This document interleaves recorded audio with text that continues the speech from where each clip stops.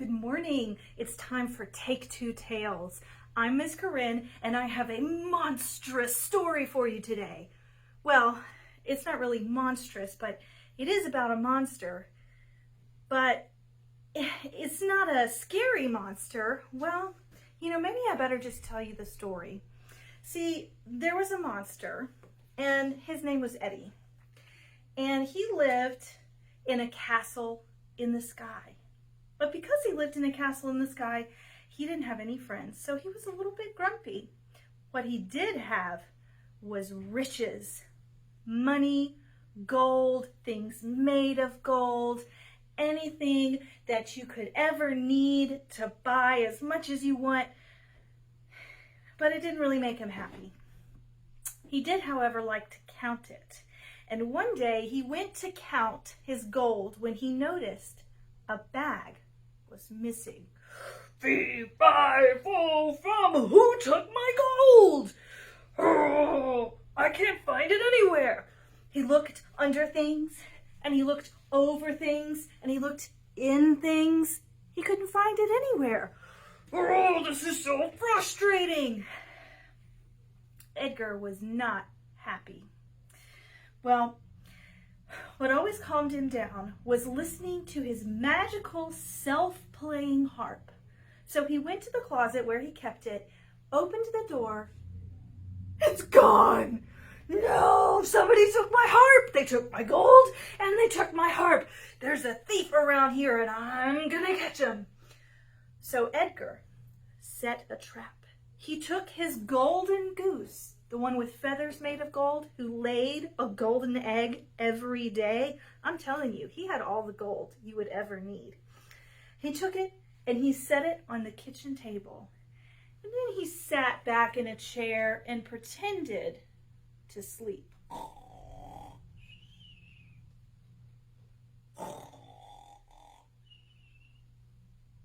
He waited.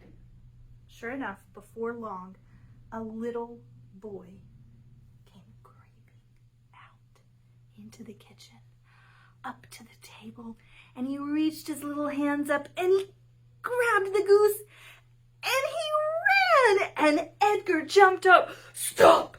Thief! You're stealing my goose! Oh, fee-fi-fo-fum! Stop stealing my goose! Ah! And he ran after the little boy. The little boy ran outside, and he ran across the meadow, and he ran all the way to something that Edgar had never seen before. It was a beanstalk descending from the clouds down. And the little boy began to climb down. And Edgar followed him. I'm gonna catch you, kid! You stole all my stuff! And he went down, and the little boy was fast. And he got down to the bottom of the beanstalk first. Down at the bottom of the beanstalk, there was green grass, and there was a little farmhouse. And the little boy yelled, Mama! Come cut down the beanstalk! There's a giant monster, and he's trying to catch me! So Mama ran out with a great big axe, and she chopped, and she chopped, and she chopped. But Edgar was still on the beanstalk. And when she made that final chop, the beanstalk fell, and so did Edgar. No! Oh! He landed on his arm. Oh, that really hurt. Oh, that really hurt. Oh, why did you do that? Well, the little boy's mom said, Oh, Jack, she told her son, he's hurt. We can't just leave him here. He needs help. Excuse me, sir. Are you okay? Am I okay? Am I okay? You chopped down the beanstalk and broke my arm, and now I can't even get home, and I was just trying to catch the thief that stole all my stuff. He pointed to Jack. Son, did you steal? Jack's mother was horrified. I can't believe you would do such a thing. How could you steal this nice monster's things? No wonder he was chasing you. Well, Mama, we're so poor and the farm isn't doing really well, and he had all this gold stuff, and I thought if know that I raised you not to steal. Now, we need to help our new friend." So she took Edgar the monster inside the farmhouse. She put his arm in a sling, and she gave him a nice cup of hot chocolate and a bowl of soup. It's kind of nice. Well, how am I going to get home? "Don't worry about that," said Mama. "I will take care of you until your arm is all better." And she did. And they found out that Edgar knew a lot of really good stories. And so every night they'd sit around the fire and Edgar would tell stories. And Jack and his mother loved the stories. And as Edgar got better, he started helping out around the farm. He was so big and strong that they didn't even need an ox to pull the plow. He could plow the whole field before noon. And he kind of liked it. One day, when his arm was finally better, he said, "Well, thanks for everything. I guess I've got to go now. I don't know where I'm going to go because I can't get home. But thank you."